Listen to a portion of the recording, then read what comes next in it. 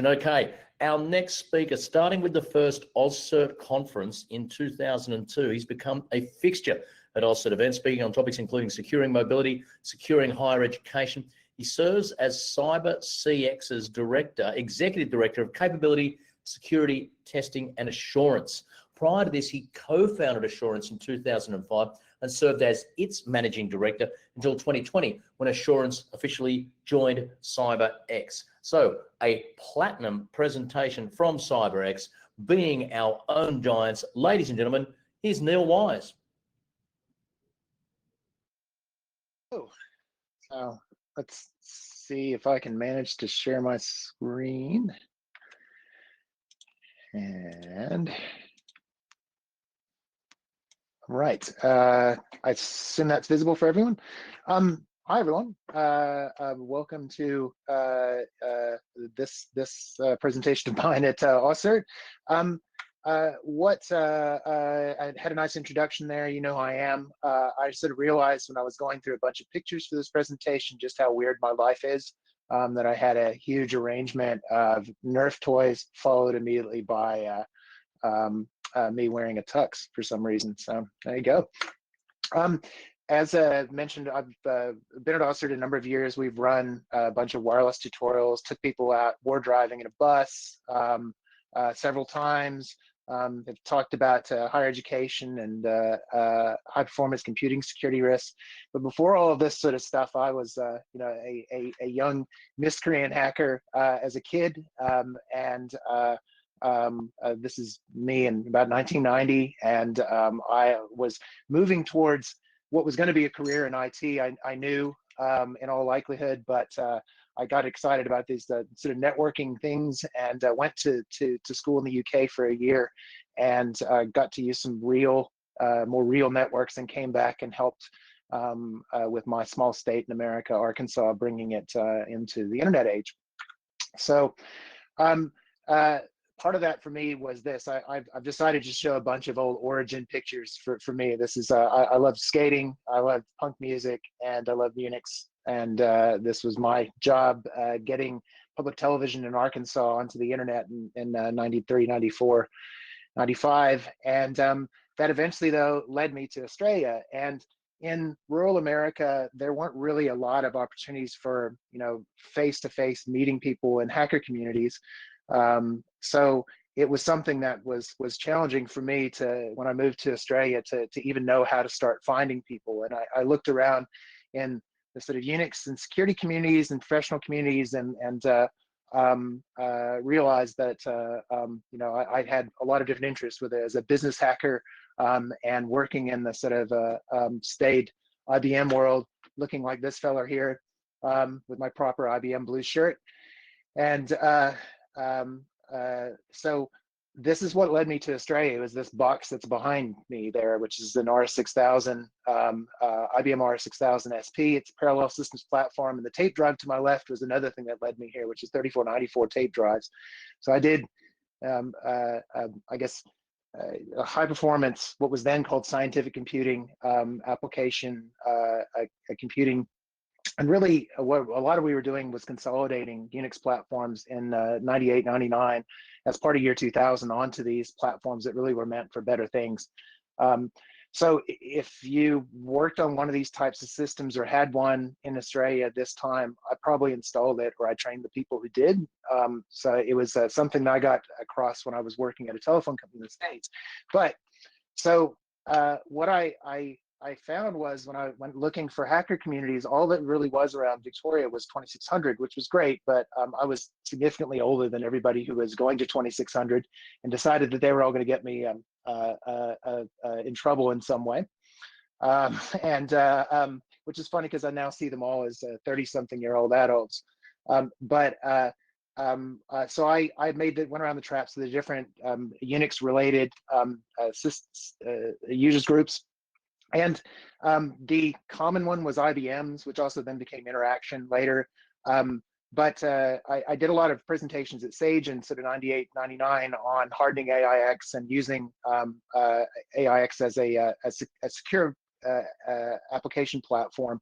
And that led me to join the Australian Unix Users Group, which I knew I wanted to be part of when I moved to Australia.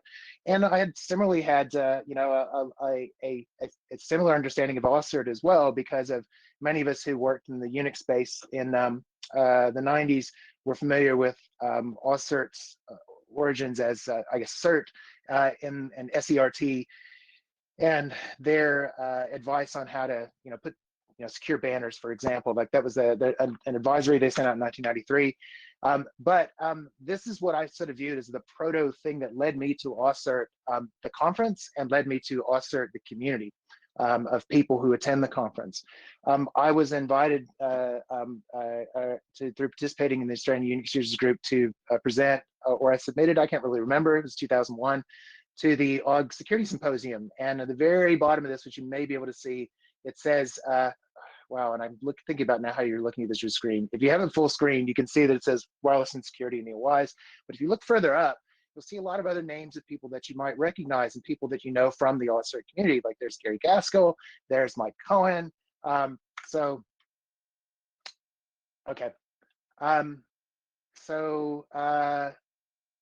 If I'll just really just summarize this, since I'm not expecting you to read this tiny text. But basically, on this list is the names of a number of people that this is the first time I've encountered some of them, met some of them. Mark Ames, Gary Gaskell, Dr. Michael Cohen, but also people from AusCERT like Mark McPherson and Jamie Gillespie, who had recently joined AusCERT at that time. Many of us got to know each other then throughout the year of 2001 and 2002, because many of us went to do, in 2002 was the first time the CISSP was offered in Australia, and a bunch of us all sat that together. So there's a number of us who knew each other from this sort of period of time, and every name on here just jumps out at me. Like I see Lori Brown, Bob Edwards from ANU, oh really? Yeah, there you go. Yeah, Jamie, I didn't know he's on here. Yeah. So I remember when we took the CISSP, Jamie, and you stayed for a good hour after we were done, doing us all of a solid of writing up, complaining about how terrible the questions were. I remember that. So, so that led us to that led us to AusCERT 2002. Many of the people who were presenting at the AUG Security Symposium, and this was even the second security symposium that AUG had run, presented at AusCERT 2002. There have been some other security events around. There was a SANS event in 1999 that a lot of us went to. So it's yeah, like I really get nostalgic about AusCERT, the organization, the community of people who attend the events, and the things that we all sort of get up to. So another thing that's probably very hard to read, but it's a list for the very first AusCERT conference in 2002. There was a number of speakers who I believe were probably more invited speakers, and then there were those of us who did the tracks. And here's the first tracks of the first track part of AusCERT. And of course you can't read that because my font's changed. But this is the first track presentations, and it's, you know, Andrew Vanderstock and Rob McMillan and me on these, and it's and Michael Cohen and Bill Cayley, and like there's all these people who I know and knew, like across security in Australia, that we all had started sort of running into each other then. So here we are, right here. This was everybody who presented, and this is also impossible to read. Yeah. And what was something for me here too on this, if I go back here, the three of us are presenting after Spaff, like Eugene Spafford, who was a keynote, which is just amazing. So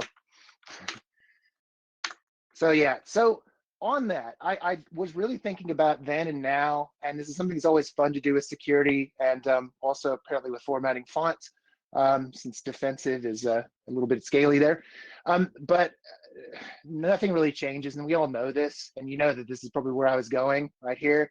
So yeah, George Kurtz, I taught for Foundstone. So George, like they were over as our partner when I was at ESEC. Yeah, yeah. So I wanted to really like draw the same nostalgia out for you. Like I started to draw a nice thought leadery thing where I compared then versus now, and how nothing's really changed, but it's all changed. Now it's just more nuance and subtlety. Yeah, that's true. But more than that, I looked at this and started looking at pictures, and I just remembered just how much I even though there were lots of daggy things about Royal Pines, especially before it was redone by RCV, it was definitely a place that I look forward to every year. You know, I didn't play golf, so I didn't miss golf Sundays.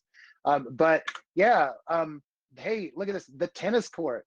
You know, I really feel that that would have actually been made more interesting by having an actual live game of tennis while we were out there eating every day.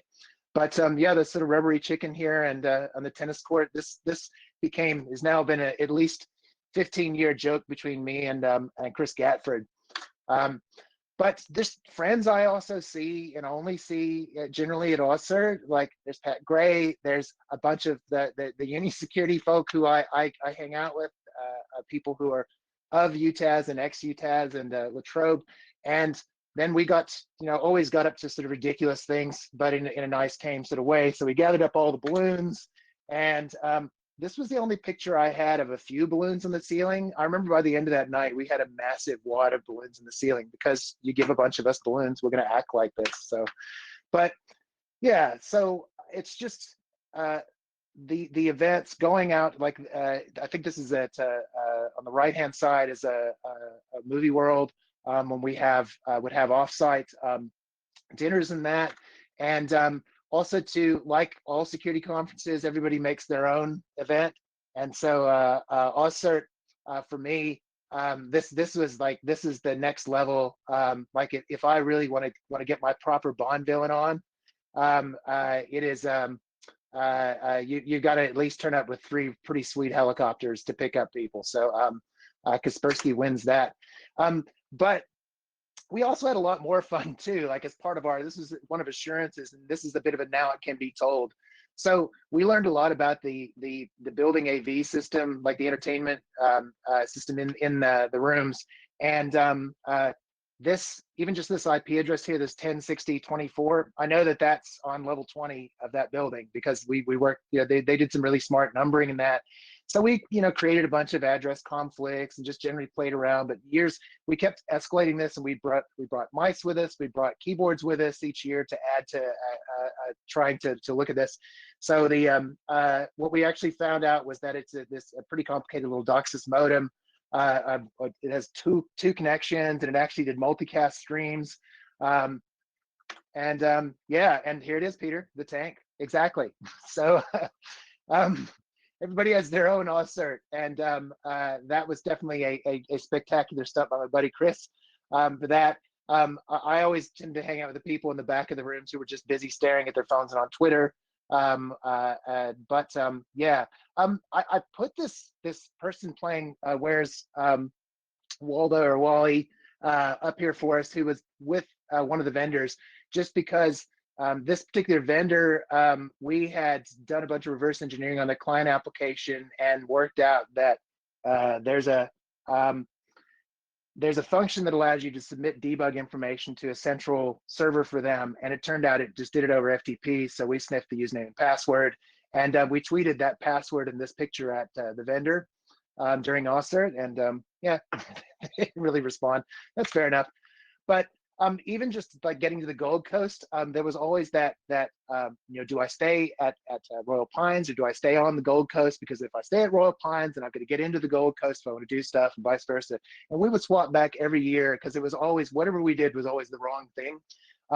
Many years I stayed in what I think is a Holiday Inn now, but we would look out onto the Slingshot and mini golf place out here, and it was just like having somebody just scream, every 15 minutes as they're being flung around with that till about 11 p.m. every night. It was a little unsettling, but yeah, I really like a lot of tacky things and neat things about the Gold Coast.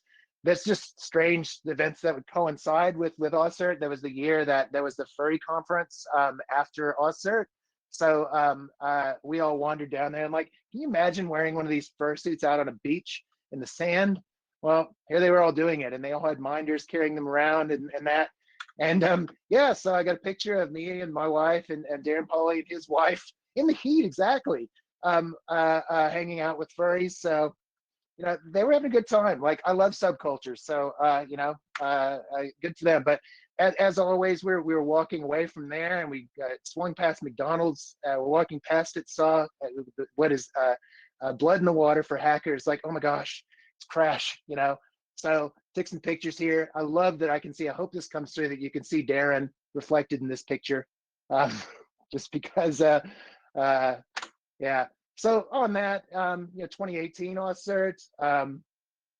Two, playing around with the machine that you use to print your badge and that. And it's like, oh, well, whoops, pop the calc. Okay.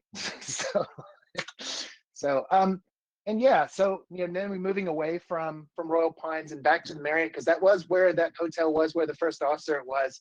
I really like these little creatures who come out and join you when you're sitting there having a drink, and they would just sneak out. And but I figure they also put drinks and lunch in your room, or going to the airport and messing with the people who are picking people up. This is one of my customers. He was being picked up, and so I decided I'd wait around to see if they turned up. And I saw still at a distance. Yeah, so I guess really what I'm sort of getting at is that we all make our own fun, and we are who we are, and we are who we were. And so we can always be our own giants, because standing on the shoulders of giants makes us, how we all build on progress and what we do. So I threw a couple of mixtures of some security, proper security consultant aphorisms here, as well as some beliefs that I sort of follow by as well. Yeah, I really hope that everyone is managing to cope well with this, and I'm really looking forward to seeing everyone next year at AusCERT. And we're really, if we're always around, and we're always happy to catch up and chat. Like those of us from this community, I'm looking forward to seeing people who I really only see around the AusCERT community again coming up. But thank you very much.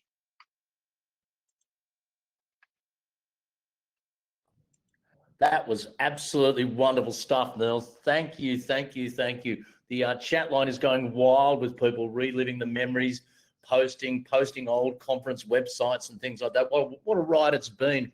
Rubbery chicken on the tennis court, balloons on the ceiling, and the Kaspersky chopper. Neal, sincere thanks, Neal. That was a wonderful presentation. Thank you. Thank you very much. Isn't it great in 2020 to look back and think about the journey, both physical and metaphorical, that we've all been on? And as Laura points out, next May will therefore be the 20th AusCERT. Quick little update I can tell you, bringing you now very much into the current day, the Uber Eats vouchers are now good to go. Apologies for that small glitch this afternoon. Our conference organisers have been in consultation with Uber Eats all afternoon. If you did put your name down for the gala dinner tonight, the $20 voucher should be operational now, so knock yourself out. And a little update on the very popular Lucas, are you married question. Unfortunately, the conference moderators went through and scrubbed all previous questions before my request could get through to them. Could they please leave that one up for the rest of the conference? Because at the time that they scrubbed it, there were 82 people had upvoted Lucas, you married, which is great. But if you think about it, there were almost 400 people on at that stage. And so that means that, 82 had asked, and that was barely 20%. And so how does Paul Lucas feel thinking that maybe only 20% of people are interested in whether he's married or not? So I've just asked the question again. Go to the Q&A there and see if we can't get at least half of the 380 people now. So I want 190 or more. I want a majority of people now watching to be interested in whether Lucas is married. Spoiler, yes, he has. Says he's got a wonderful wife, but that's not important. That's not the reason we're doing it. Neal, oh dear. Now someone's asked, Neal, are you married? All things getting trouble. It's like AusCERT 2020 has turned into Love Island. Okay,